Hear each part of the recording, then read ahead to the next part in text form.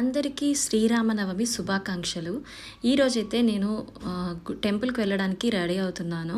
So మీ అందరితో మేమెలా ఫెస్టివల్ని celebrate చేసుకుందాం అనేది సింపుల్గా షార్ట్స్లో చూపిస్తాను చూడండి. సో టెంపుల్కి వెళ్ళడానికైతే ఈరోజైతే నేను ఈ కొత్త శారీని ఫస్ట్ టైం కట్టుకుంటున్నాను. నాకు ఈ కలర్ కాంబినేషన్ బాగా నచ్చిందనమాట. అందుకే దీనికి కాంట్రాస్ట్లో ఉన్న బ్లౌజ్ తీసుకొని ట్రై చేశాను ఎల్లో విత్ పర్పుల్. సో ఫైనల్గా రెడీ అయిపోయాను. ఇప్పుడైతే దేవుడికి పూజ చేయడం కోసం ప్రసాదం రెడీ చేస్తున్నాను. మేమైతే శ్రీరామనవమికి మామిడికాయ పులిహోర చేస్తాము జనరల్గా. ఈ సీజన్లో మ్యాంగోస్ అనేవి చాలా దొరుకుతాయి కాబట్టి సో ఎక్కువగా మ్యాంగో పులిహోరనే ప్రిఫర్ చేస్తాము. తర్వాత ఎంతో ఇష్టమైనటువంటి రాముడికి ఇష్టమైనటువంటి ఈ బెల్లం పానకంని కూడా ఈరోజు తయారు చేసుకుంటాము.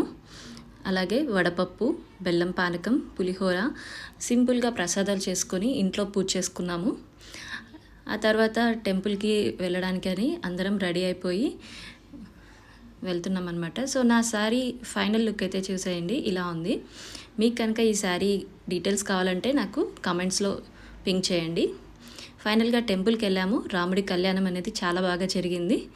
అక్కడ చాలా లైన్ ఉందన్నమాట. సో హడావిడిగా అందరము దండం పెట్టేసుకొని అక్కడే భోజనాలు చేసేసి వచ్చేసాము. Thank you.